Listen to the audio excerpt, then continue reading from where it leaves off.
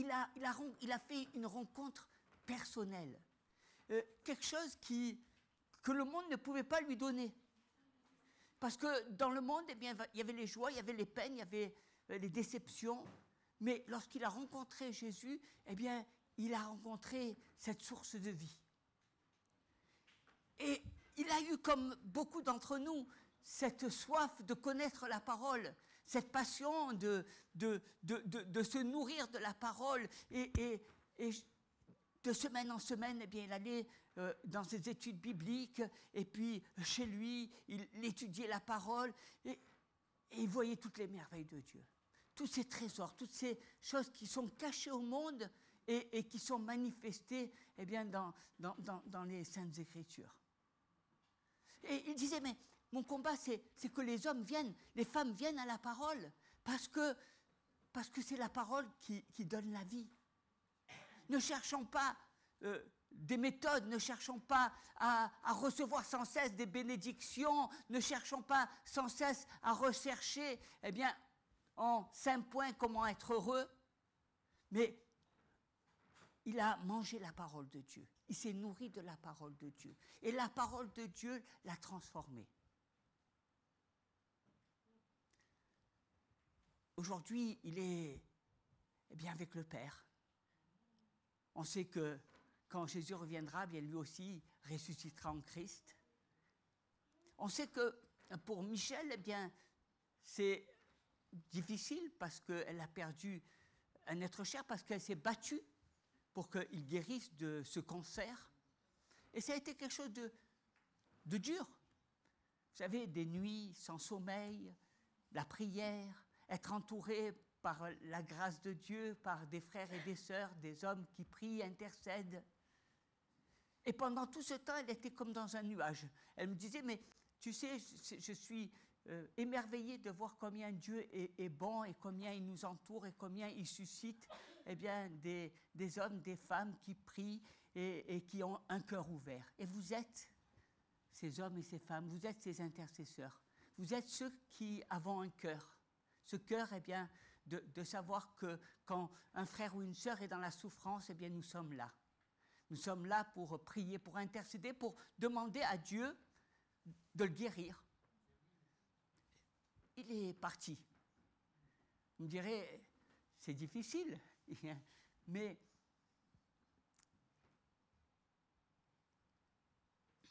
Dieu est souverain.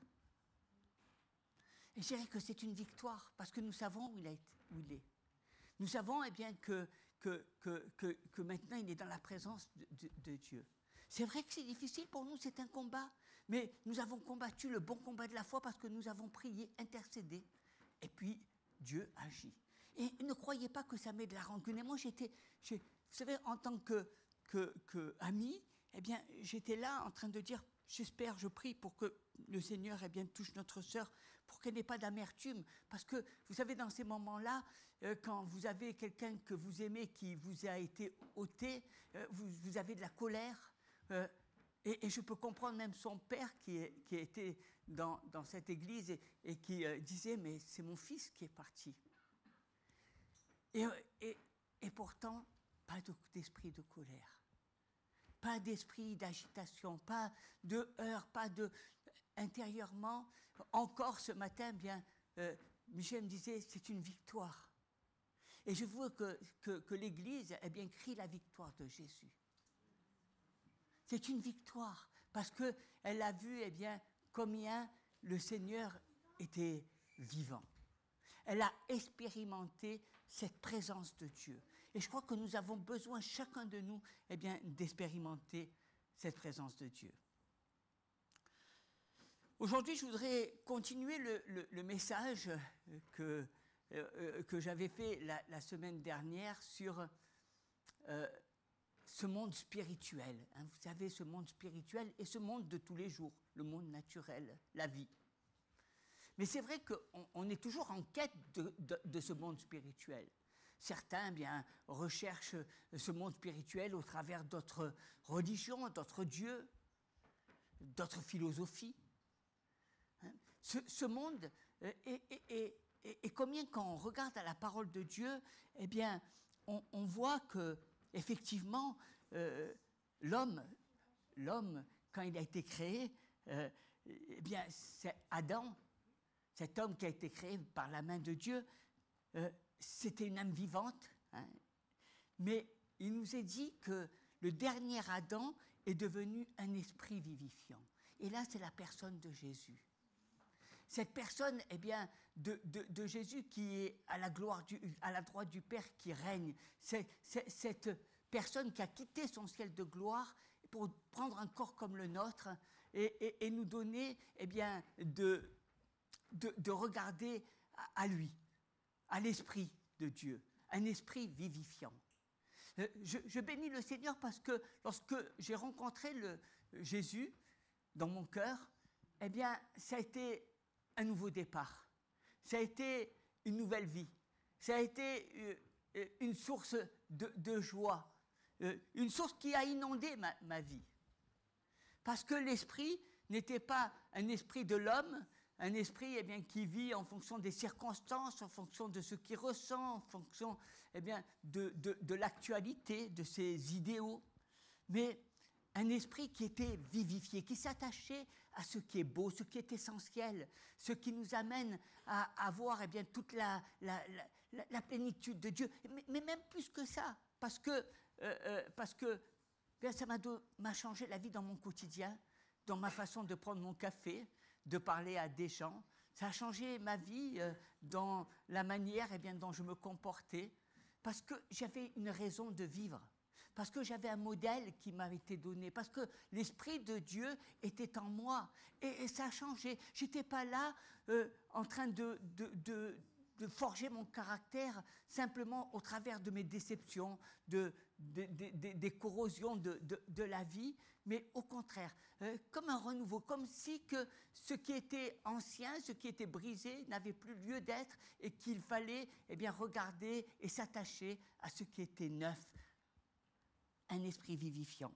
Et dans le verset 46 hein, de l'Épître aux Corinthiens, il dit « Mais ce qui est spirituel n'est pas le premier. » Effectivement, nous étions des hommes eh bien, d'une nature animale. Et ce qui est spirituel vient ensuite. C'est quand nous avons rencontré Jésus. Et le premier homme tiré de la terre est terrestre. Mais le second homme est du ciel, parce que le Seigneur a été engendré par le Saint-Esprit. Hein, il n'a pas été engendré de la terre. Et tel est le terrestre, et tels sont aussi, eh bien, et tel est le céleste. Tels sont aussi les célestes. Et de même que nous avons porté l'image du terrestre, nous porterons aussi l'image du céleste. Et ça, c'est quelque chose d'extraordinaire. Hein, c'est se connaître, savoir, eh bien, avoir ces réponses de qui je suis, avoir, eh bien, ces réponses intérieures. Effectivement, je me connais au travers de cette nature de ma vie, de mon comportement, de ce que je suis, de mon sourire, de ma joie, de mon amitié, mais connaître eh bien, celui qui est en moi, connaître la personne que je suis. Et cela, eh bien, ça nous a été révélé par le Seigneur lui-même, par ce qui est céleste, par cette vie spirituelle. Hein, ce qui est céleste nous est révélé au-dedans de nous. Et ça prend toute une autre dimension.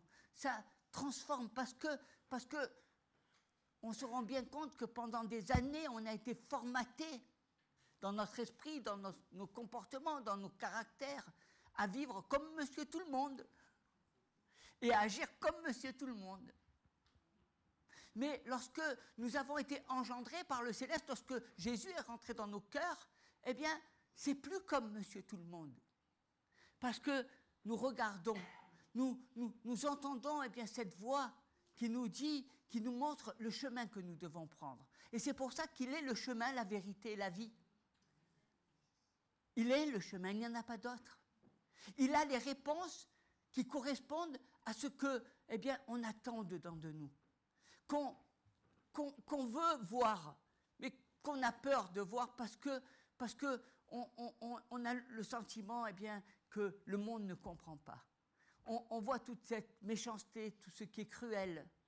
Mais lorsqu'on regarde à Jésus, on voit vraiment le chemin, on voit ce que Dieu a créé, cette bonté céleste qu'il a mis en nous, cet amour céleste qu'il a mis en nous. Non pas l'amour des hommes qui bien souvent se heurtent aux circonstances parce qu'un jour on aime et le lendemain on se sépare, mais cet amour qui demeure, cet amour de Dieu.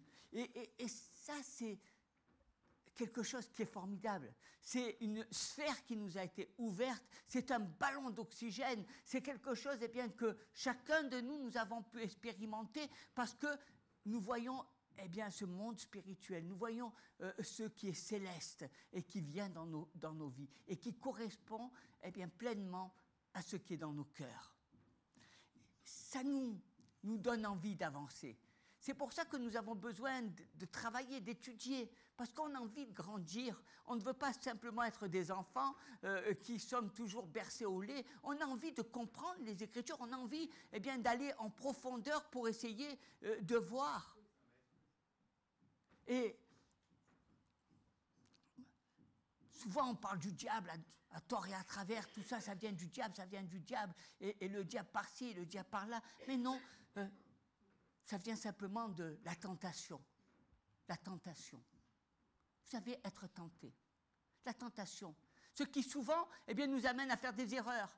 Ce qui souvent nous amène à faire des choses qu'on ne voudrait pas faire et qui impactent notre vie et qui même peuvent détruire notre existence. La tentation. Cette même tentation, elle a été grande. Et l'homme a péché parce qu'il a été tenté. Et le péché est entré sur terre. Et je dirais que quand Adam et Ève ont mangé de ce fruit, de l'arbre de la connaissance du bien et du mal, ils ont été chassés de la face de Dieu. Parce qu'ils ont été tentés par tout ce qui se passe dans notre esprit. Tous ces lieux qui sont secrets et qui nous amènent quelquefois à assouvir notre propre orgueil, notre propre ego, nos propres désirs. Ces choses qui peut-être nous font du bien pendant un temps et qui détruisent souvent le reste de notre existence. Ça a engendré la mort. Et tout ça, c'est opposé à ce que Dieu désire, nous bénir. Vous savez, dans le livre de la Genèse, il est dit « Dieu les bénit » au chapitre 1er, verset 28.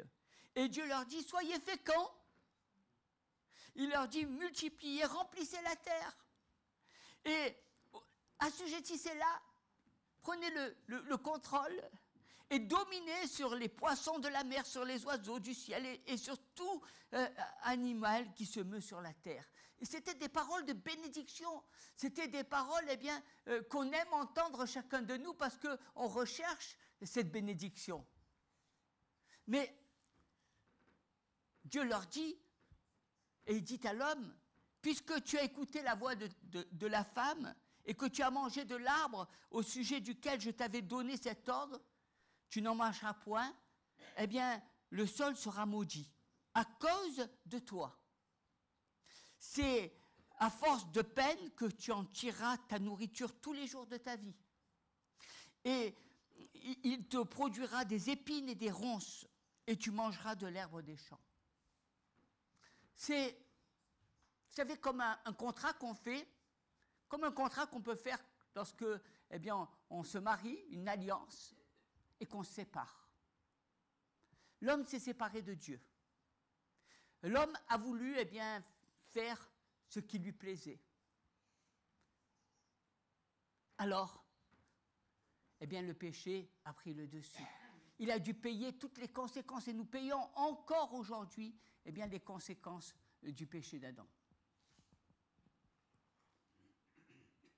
Le péché. Le péché. Ce péché, qui qui nous tient cadenassés, ce péché qui condamne nos vies, ce péché qui amène tant et tant et tant de couples à se séparer.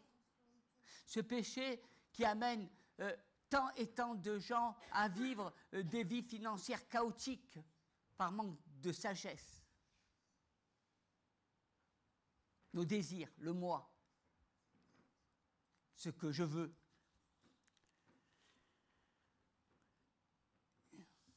Et je dirais que c'est ce péché que Jésus est venu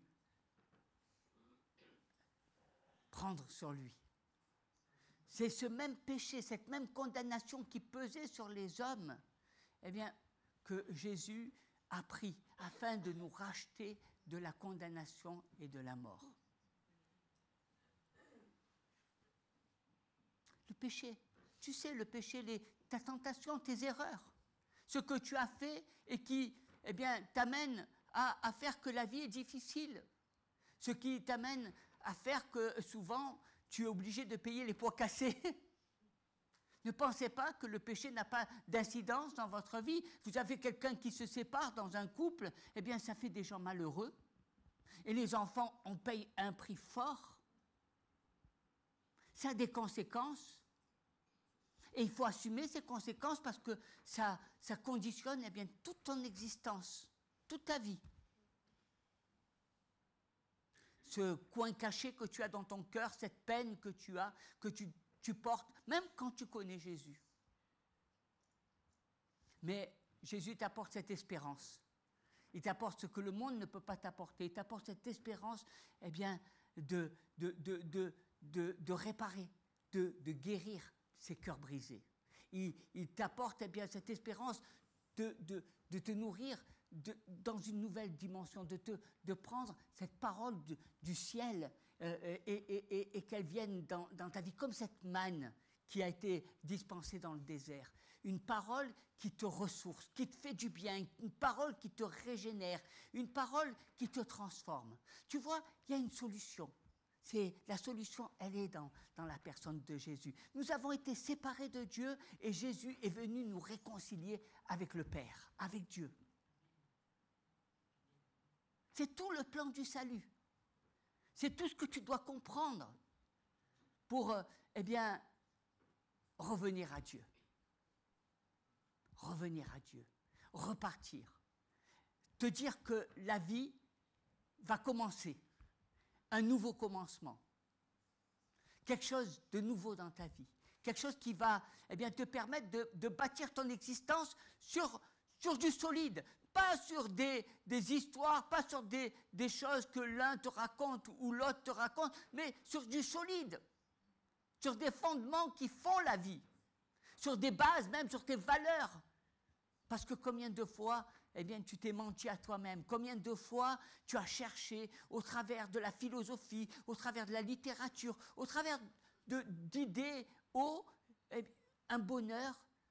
Mais le seul bonheur, c'est quand toi, tu es réconcilié avec le Père. Quand toi, tu reçois Jésus-Christ. Cette source du salut qui te permet à nouveau de vivre cette vie, cette vie authentique, cette vie où tu cherches, où tu es attaché aux valeurs. Je sais, parce que beaucoup d'entre nous, nous disons, tu sais, si j'avais connu Jésus avant, peut-être que je n'aurais pas fait autant d'erreurs. Peut-être que je n'aurais pas agi de cette manière. Je sais. Mais il a fallu aussi qu'on passe par ces épreuves pour pouvoir recevoir Jésus. Rien n'est fait au hasard. Et lorsque nous avons reçu Jésus, c'est ce trésor. C'est ce trésor qui est dans nos cœurs, ce qui comble, ce qui fait qu'on a envie de rire pour rire, on a envie d'être des êtres vivifiants, qui apportant, non pas des terres de désolation, toujours les plaintes, toujours les murmures, toujours des paroles négatives, mais qui regardant et qui donnant ou redonnant un sens à la vie. Parce que la vie, il y en a beaucoup qui la critiquent, mais il y en a peu qui veulent partir.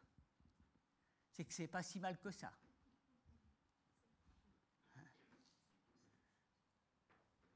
Et on a besoin, eh bien, de cela. Et on a besoin à nouveau de diriger notre vie. Parce qu'on est toujours face à des choix, on est toujours face à des difficultés, on est toujours face... Et souvent nos erreurs du passé viennent parce que nous avons mal dirigé, mal jugé, que nous nous sommes peut-être laissés tenter.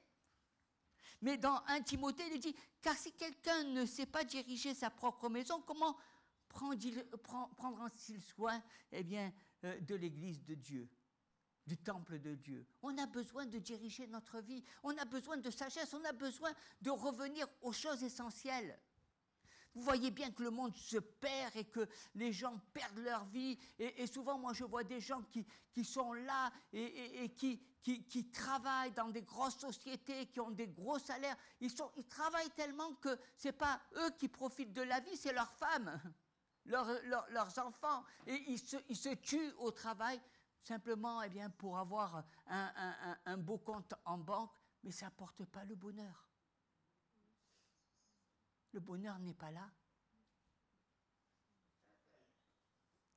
C'est plutôt l'épuisement, c'est les soucis, c'est les fardeaux qu'ils portent sur leurs épaules.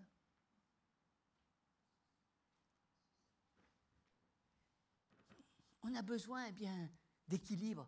Et souvent, on se rend bien compte que beaucoup se séparent, que beaucoup de difficultés sont là parce que les gens n'ont pas cet équilibre de vie. Ils n'ont pas les valeurs, ils cherchent quelque chose. Et ils cherchent des rêves, ils cherchent quelque chose d'éphémère au détriment eh bien, de leur propre vie.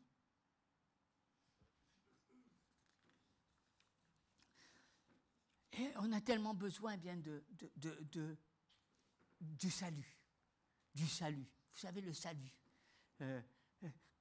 Dans le livre des Hébreux, il est dit « Comment échapperons-nous en négligeant un si grand salut qui, annoncé d'abord par le Seigneur, nous a été confirmé par ce que l'on a entendu, le salut. La salut, cette source qui rentre dans notre vie, cette lumière qui rentre dans notre vie, le salut, la personne de Jésus-Christ, vous savez, ce qui transforme notre vie, ce qui nous amène eh bien, à changer de vie. Ainsi, mes bien-aimés, comme vous avez toujours obéi, travaillez à votre salut, avec crainte et tremblement, non seulement comme en ma présence, mais bien plus encore maintenant que je suis absent, dira le Seigneur. Vous imaginez, travailler à votre source de salut. Beaucoup ont reçu le Seigneur Jésus et puis ils ont croisé les bras. Je suis sauvé. Non. Travaillez votre vie. Travaillez que ce vase eh bien, de terre devienne un vase d'honneur. Laissez vos vies eh bien, travailler par le Maître. Recevez les enseignements de la parole de Dieu. Travaillez votre vie afin que vous puissiez vivre cette vie spirituelle et que le ciel vienne habiter en vous. Travaillez cette vie afin que vous ne soyez pas tout le temps eh bien, que vous ne tombiez pas tout le temps en tentation, que vous ne soyez pas conduit par la tentation, mais que vous soyez conduit par l'Esprit du Seigneur, qui vous donne eh bien, de marcher sur toutes les oppositions, sur toutes les tentations, sur l'aspic, sur le serpent, hein, qui vous donne la victoire. Travaillez. On a besoin de travailler nos vies. On a besoin de comprendre que ce n'est pas simplement de venir à Jésus, c'est encore plus, d'aller en profondeur. Et c'est un travail individuel, personnel, parce que nous sommes tous des créatures merveilleuses et parce que Dieu veut faire des choses merveilleuses en chacun de nous. Nous voulons eh bien, chacun rentrer dans cette destinée. Nous voulons vivre cette vie de transformation. Oui, cette vie de transformation. Il y en a assez des vieux vêtements, il y en a assez de nos murmures, il y en a assez de notre négativité, il y en a assez de nos colères, il y en a assez de nos jalousies, il y en a assez du sexe.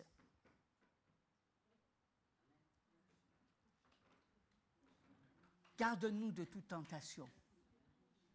Oui, bien sûr que Dieu aime et veut que nous ayons une vie et que l'homme se marie et qu'il se multiplie, mais il n'est pas bon de vivre eh bien, dans la désinvolture, dans l'impudicité, et nous devons apprendre à fuir cette impudicité. Nous devons apprendre à fuir ces réflexes qui sont dans ce monde et qui, malheureusement, nous tiennent captifs. Vous savez, il y a une histoire, et il y en a plusieurs dans la Bible. Mais il y a une que vous connaissez certainement, et puis d'autres aussi, mais je vais vous parler de David. David, il vivait dans la présence de Dieu. On le voit, il était berger, presque on voit la main de Dieu dans son jeune âge, on le voit lui aimer Dieu, glorifier, il écrit des psaumes merveilleux, l'Éternel est mon berger, il émane de lui toute cette présence de Dieu, tout cet amour de Dieu. Et on voit ce jeune David qui va d'onction en onction. Il grandit, il fait des choses extraordinaires. Il va se battre contre le géant Goliath. Et puis, il va de victoire en victoire. On sent que Dieu est avec lui. On se dit, un homme naturel, normal, ne peut pas arriver à faire ce qu'il a fait. Il fallait bien qu'il y ait la présence de Dieu. Il fallait bien qu'il y ait une force supérieure qui soit avec lui. On voit, on voit combien de simples bergers devient roi, et on voit toutes les richesses que Dieu lui accorde, et puis on le voit fécond avec des enfants. Il vivait dans la présence de Dieu. Quand on rencontre le Seigneur, quand nous sommes dans cette source de salut, alors on vit dans la présence de Dieu. C'est pour ça qu'il faut qu'on fasse attention à notre vie. Parce qu'il a expérimenté. Et puis, il est tombé. Il est tombé dans le péché. Vous savez, il a convoité une femme, cette femme qui est Uri, qui était la propre femme d'un de ses officiers. Il a convoité. Il a envoyé son mari au champ de bataille, et puis il a été vers cette femme, et je dirais que là, il est sorti de la présence de Dieu. Il faut faire attention. Je veux dire, on recherche tous la présence du Seigneur, mais il faut faire attention parce qu'on peut vite sortir de la présence de Dieu. On peut vite s'éloigner, on peut vite faire n'importe quoi. Il est sorti de la présence de Dieu. Parce d'un seul coup, il a été tenté. D'un seul coup, il a convoité notre femme. D'un seul coup, il a envoyé quelqu'un à la mort. Et de cette union, il a eu un enfant.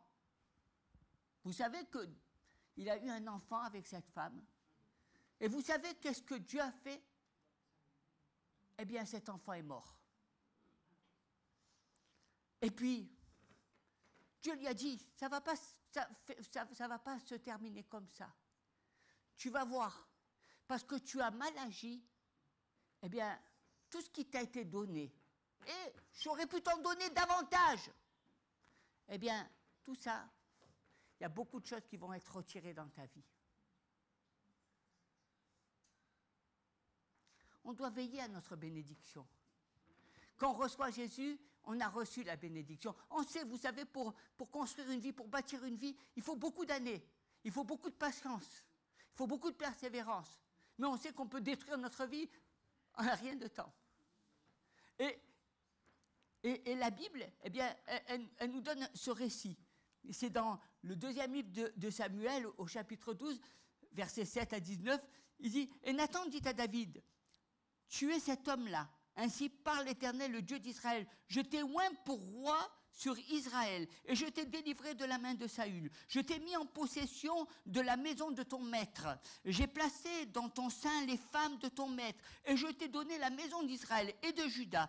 Et si cela eût été peu, j'y aurais encore ajouté. » Vous voyez combien Dieu veut bénir. Et Dieu veut vous bénir. Pourquoi donc as-tu méprisé la parole de l'Éternel en faisant ce qui est mal à ses yeux? Tu as frappé de l'épée Uri, le Héthien. Tu as pris sa femme pour en faire ta femme. Et lui, tu l'as tué par l'épée des fils d'Ammon.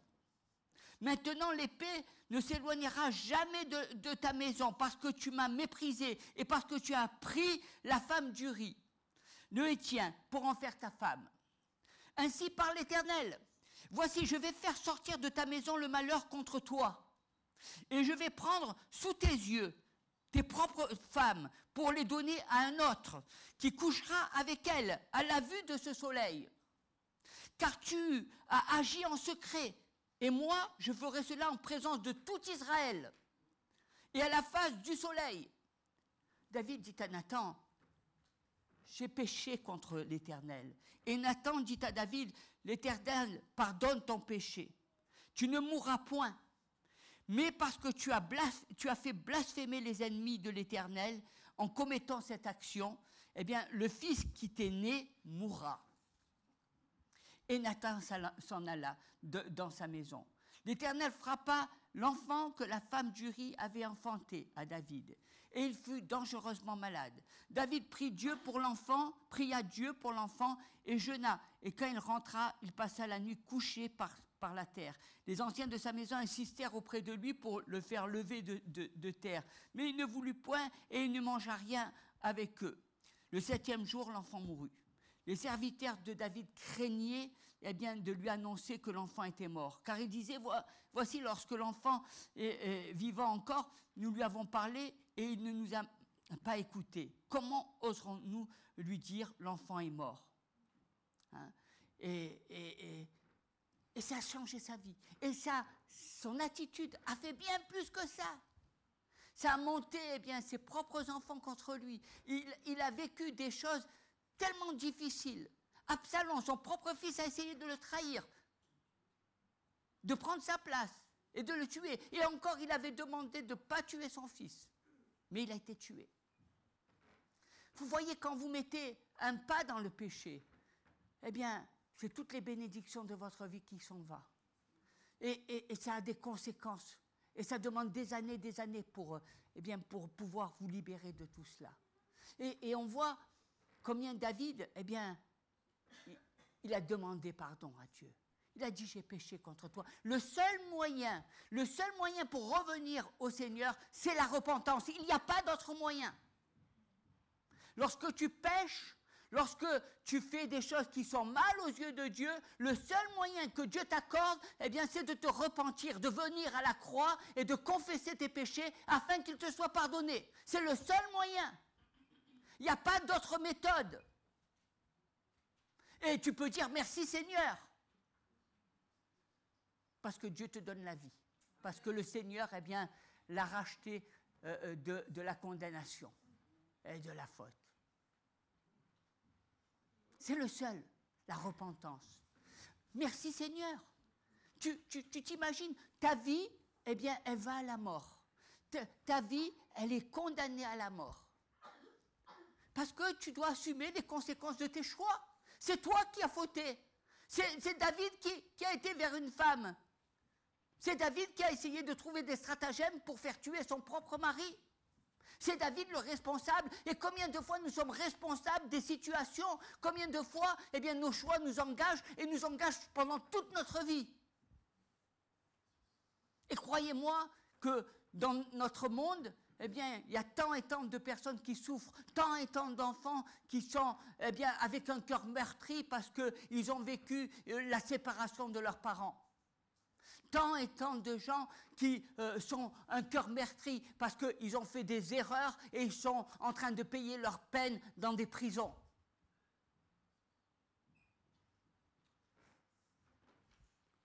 Le seul moyen de sortir de ce cercle infernal, de cette boucle qui amène la mort, c'est la repentance et c'est la source du salut dans la personne de Jésus. Il n'y en a pas d'autre. Il n'y en a pas d'autre. Et qui parmi nous, dirions-nous que nous n'avons jamais péché? Qui parmi nous peut dire que nous n'avons jamais mal agi, que nous ne sommes pas mal comportés? Qui parmi nous, pourrions dire que nous n'avons pas fait d'erreur? Mais je rends grâce au Seigneur, parce que même malgré mes erreurs, j'ai une solution. Et la solution, elle est dans la personne de Jésus. Elle est dans la personne de Jésus. J'ai une solution. C'est ce qui s'est passé avec Adam et Ève. La désobéissance, le fait d'avoir été tentés, bien les a conduits hors de Dieu. Et j'ai une prière à faire. C'est que si vous êtes hors de Dieu, si vous vivez sans Dieu, revenez à Jésus. Revenez à lui. C'est une source de salut. C'est pas pour me faire plaisir. J'y attends rien. Mais c'est pour vous. Parce que moi, j'ai expérimenté. Moi aussi, j'ai fait ces erreurs. Et je suis venu à Jésus. Et je me suis mis à genoux. Et j'ai dit, Seigneur, pardonne-moi.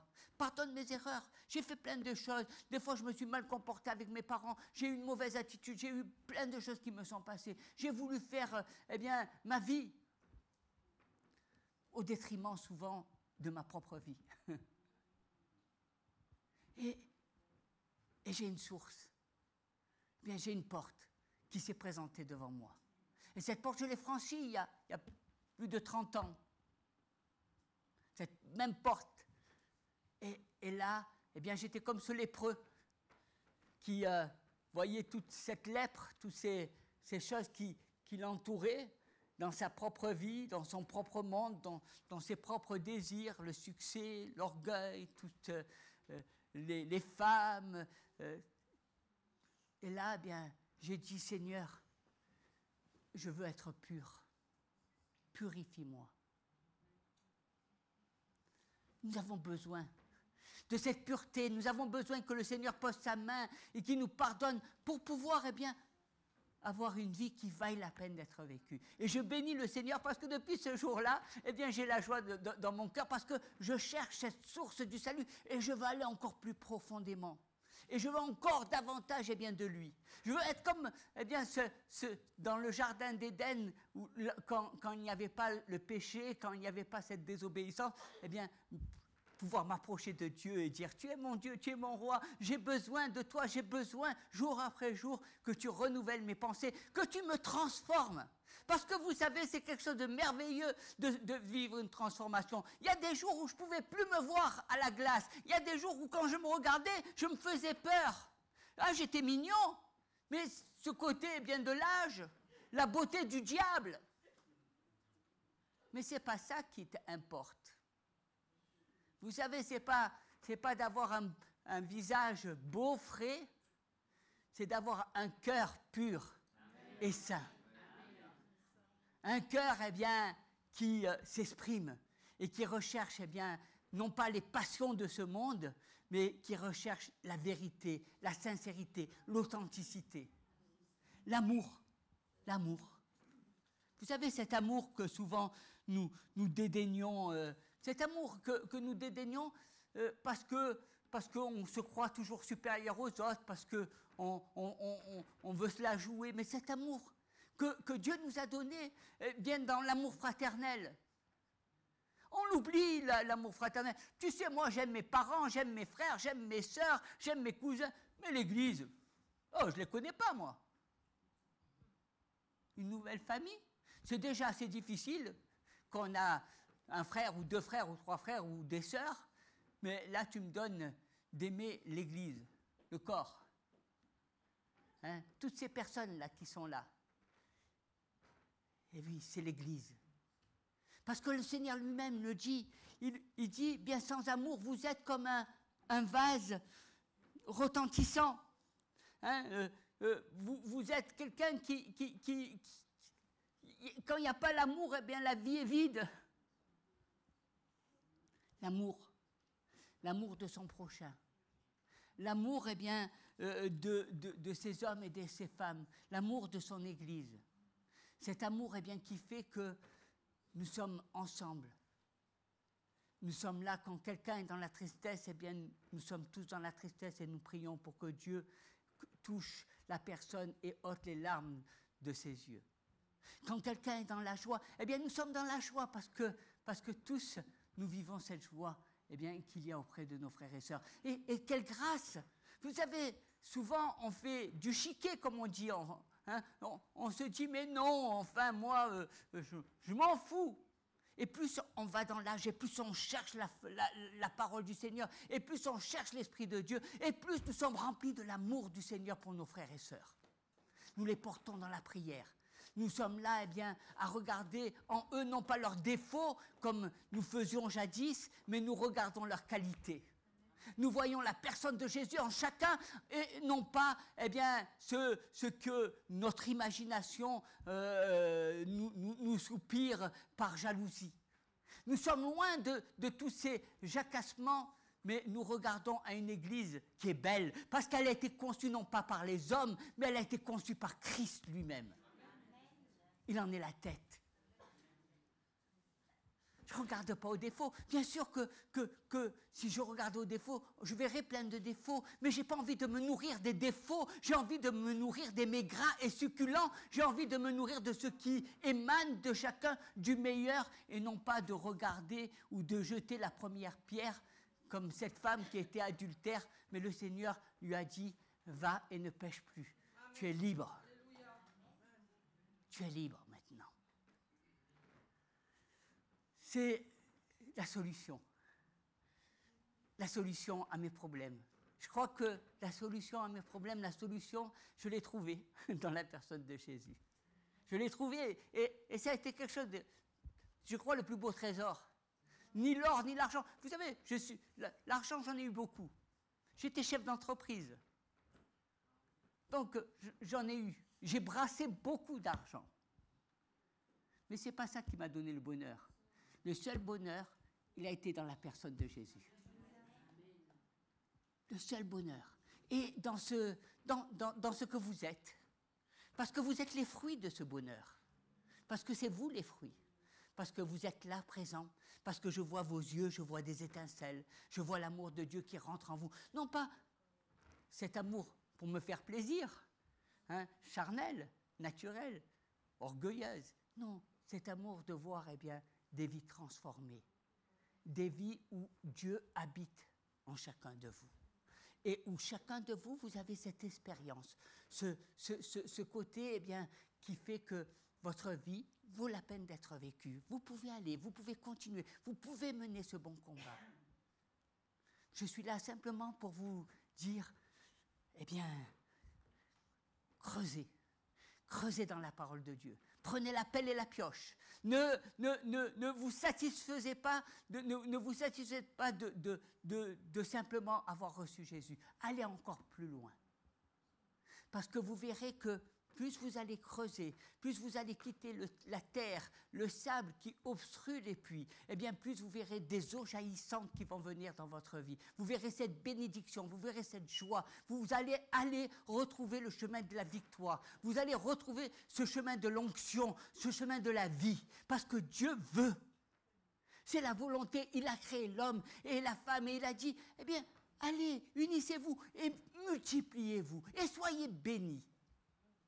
Je vous donne cette autorité. Assujettissez.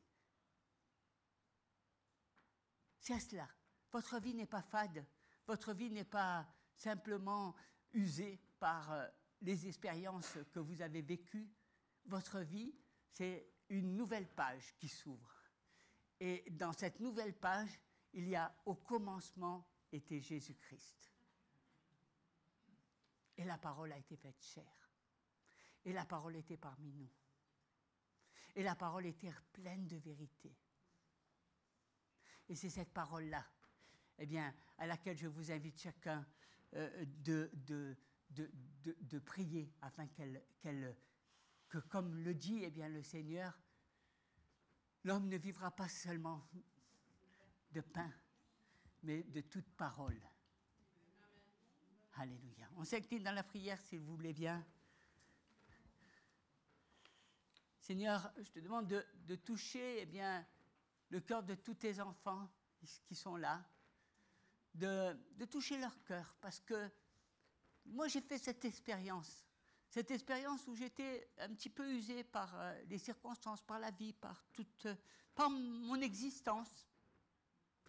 Et finalement, je savais qu'il me manquait quelque chose. J'ai essayé de chercher une vie spirituelle au travers d'autres religions, mais un jour j'ai rencontré Jésus. Et quand j'ai rencontré Jésus, j'ai vu toute cette source, tout cet amour. J'ai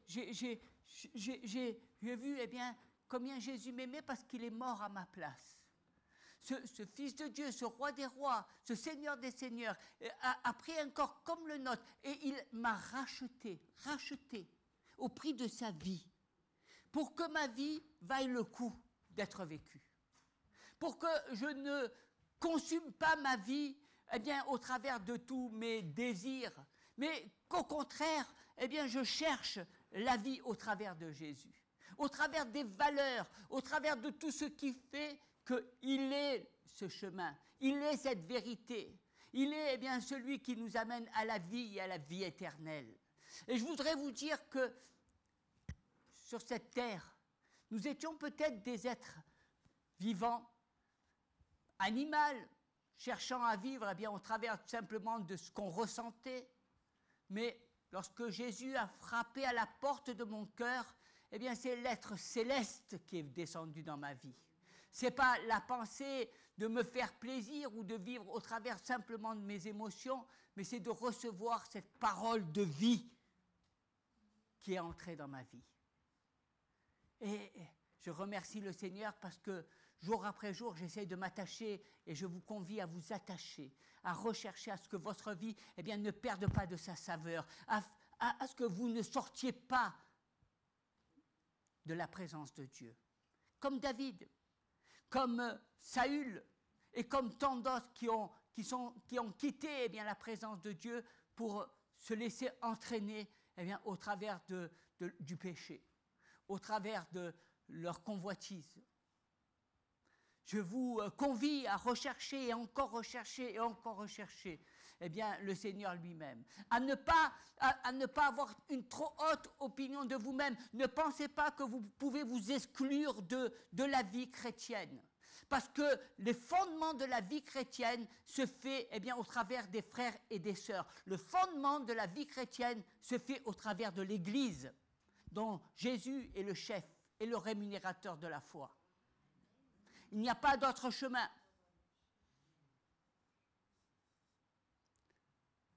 L'Église, je vous l'ai dit, a beaucoup de beaux jours devant elle, parce que c'est le Seigneur qui tient les clés.